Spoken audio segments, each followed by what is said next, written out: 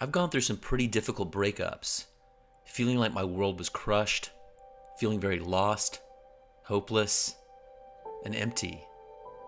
Obviously, dealing with heartbreak is one of the most difficult tasks we are forced to endure. Oftentimes, we are not ready for the break, and we are forced to cope regardless. If you're stuck in a rut or trying to deal, this video is for you. Number 5, snap yourself out of the painful thoughts. Oftentimes, once we start thinking about the person or thing that caused the heartbreak, it can be painful and almost impossible to think your way back out of it. Then your thoughts downward spiral, and before you know it, you can't get back up. A simple but effective way to get out of this is to stop the thoughts before they really get going.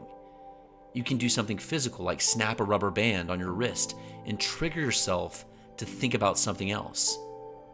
Or you can get up and walk around, go outside, get a glass of water, or something that will trigger body movement and change the train of thought.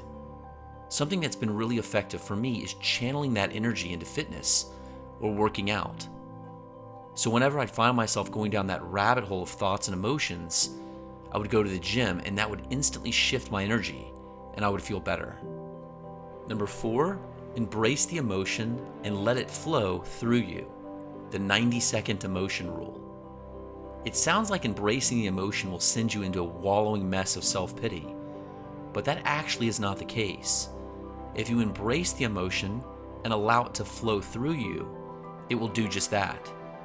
According to Dr. Jill Taylor, when we are emotionally triggered, it takes less than 90 seconds for an emotion to get triggered, surge chemically through the bloodstream, and then get flushed out.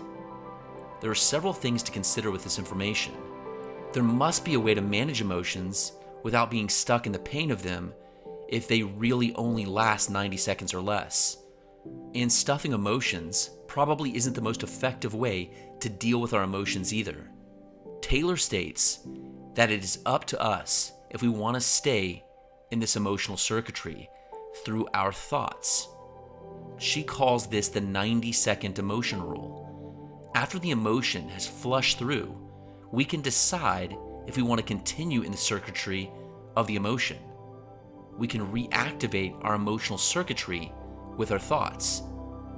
So, with the 90-second emotion information, we might want to consider using mindfulness to observe the emotions that come up and allow them to release without attaching thoughts to the emotion.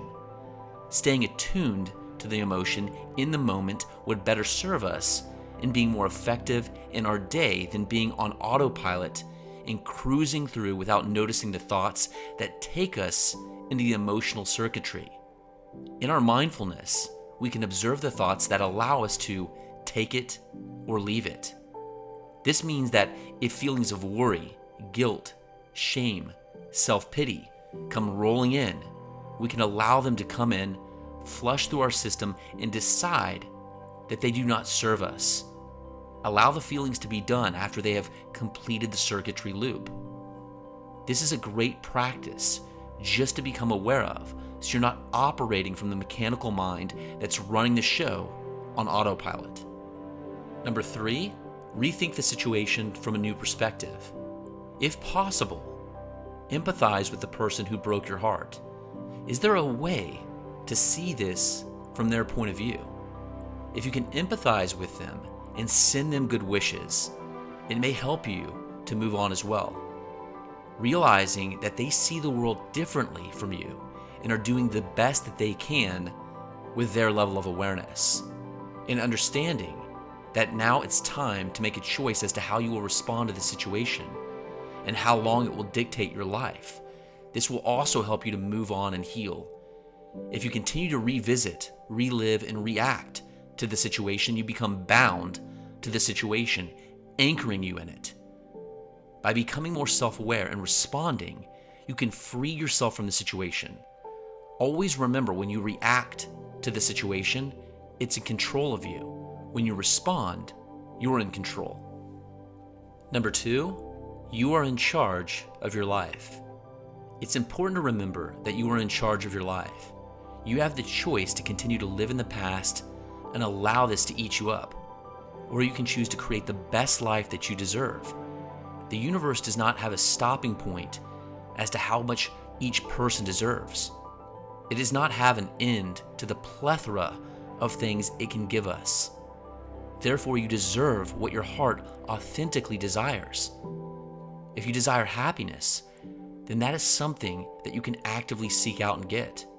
Think about what you want and focus on that. Number 1, replace the bad thoughts of the past with new thoughts of the future. And I have one extra tip after this, so keep watching. This is a great time to self-reflect and become introspective, looking inward and focusing on the person that you would like to be so that you can heal. Oftentimes, pain is a great opportunity to allow us to heal, foster character, and spiritual development. Think about what in your life would make you happy. Do you want to focus on your career for a while? Spend more time with family and friends, travel more, etc. Find things that are truly just you and do them. Take the time to get to know yourself again. Date yourself. What do you like? What do you want out of life? Discover things about yourself that you do that makes you happy, and things that you do that hinder your ability to grow and move forward. Alter these things until they align with your future goals. Spend time with yourself and love yourself through this crazy time. And don't forget, this is a process of healing, and thus, there's no wrong way to get through this. Now check out this video, Change Your Negative Nature to Accomplish Your Heart's Desires.